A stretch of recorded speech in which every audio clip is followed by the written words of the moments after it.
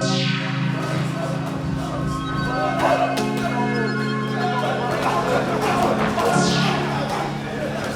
très bien Samuel, encore. Allez, tu continues, bravo, arrière, bravo.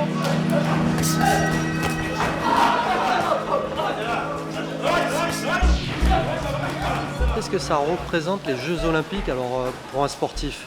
Ah, ça représente tout. Franchement, ça représente tellement de choses. Il n'y a pas beaucoup de gens qui vont aux Jeux Olympiques. Les Jeux Olympiques, c'est que l'été, tout le monde regarde la télé. Et si on fait une médaille, ou je veux dire, même une médaille de bronze, je veux dire, c'est tellement d'accomplissements faits sur les années précédentes qu'on a fait, c'est quelque chose d'agréable quoi, pour nous.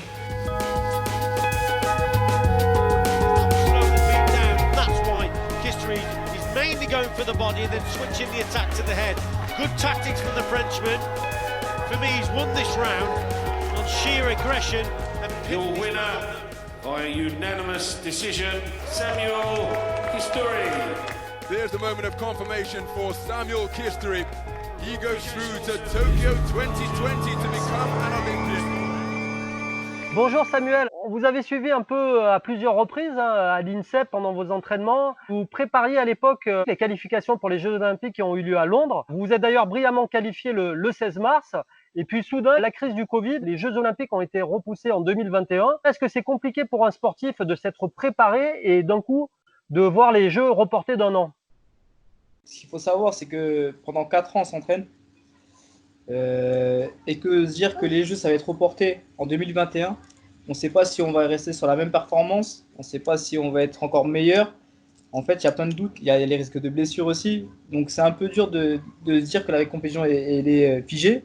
Mais bon, moi, j'ai eu ma qualification en mars. Il faut dire que la qualification s'est jouée à un cheveu parce qu'en fait, c'est quasiment derrière votre combat de qualification que l'épreuve a été stoppée net. Est-ce que psychologiquement, c'est quand même difficile, alors qu'on se préparait pour des épreuves qui devaient avoir lieu au mois d'août, de se dire il va falloir attendre un an? Un an, oui, un an, c'est très très long. C'est dur, mais c'est un rêve, parce que moi, c'était mon rêve de me qualifier pour les Jeux. Maintenant, voilà, je suis qualifié pour les Jeux, je suis très content.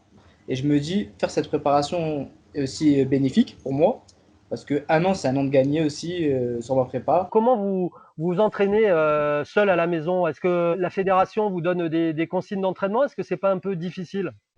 En fait, la fédération nous donne un planning d'entraînement. Toutes les semaines, on reçoit un programme par rapport à la programmation qu'on va avoir la semaine. Le préparateur physique, on peut même l'appeler directement pour qu'il nous le suive en live. C'est autre chose, on va dire c'est du bricolage. C'est pas comme si on était en équipe, on est comme si on était à l'INSEP. Là, c'est vraiment, on est tout seul. Ça veut dire qu'on se met des limites nous-mêmes. Mais c'est pas compliqué de jauger son niveau du coup quand on fait des entraînements en solo comme ça, qu'on n'a pas de sparring partner ou d'adversité? Si, franchement, c'est très très difficile. Parce qu'on sait pas où on en est. Ça veut dire que peut-être qu'on est bon, peut-être qu'on est en dessous, mais on ne le sait pas. Ça veut dire qu'on n'a pas d'adversaire pour mettre les gants en face à face. On n'a pas de travail technique en opposition. On a juste le travail technique en shadow. Ça veut dire boxer sans adversaire, mais dans le vide, faire des réglages techniques. On a juste ça. J'ai pris un banc, des poids, et voilà, on nous a envoyé un programme. Du coup, je respecte ce programme et on essaie de viser plus haut et espérons que ça va aller de mieux en mieux pour ce virus.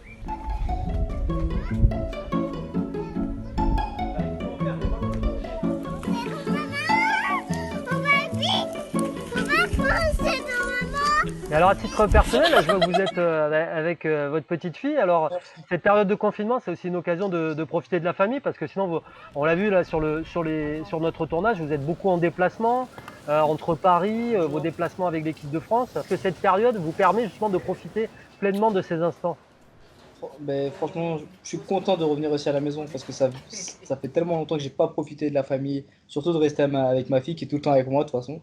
C'est pour ça qu'elle m'embête à me prendre l'oreille, tout ça. Tu l'as encouragé, papa? Il a encouragé papa. Alors t'étais contente de voir papa qui a gagné? Oui, elle lui dit allez papa. C'est vrai que moi je suis très famille et je suis content d'être vraiment en famille. Bon, et alors pour finir, si on se projette, alors même si c'est encore loin, dans un an, Comment vous voyez ces Jeux? Alors la place est acquise, hein, c'est déjà une certitude. Donc 1 an, c'est quand même long, mais comment vous vous projetez sur ces Jeux? Est-ce que déjà vous êtes dans l'optique de viser une médaille? Oui, je suis dans l'optique de viser une médaille. Déjà, ces jeux, je les attendais depuis longtemps. Depuis 2017 maintenant. J'ai toujours dit, je veux faire une médaille. Je veux faire une médaille pour ces jeux, pour marquer l'histoire surtout.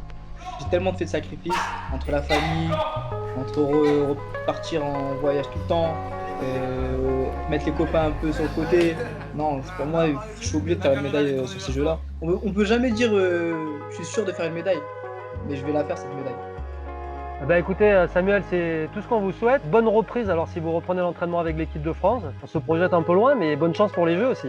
Merci beaucoup. Au revoir.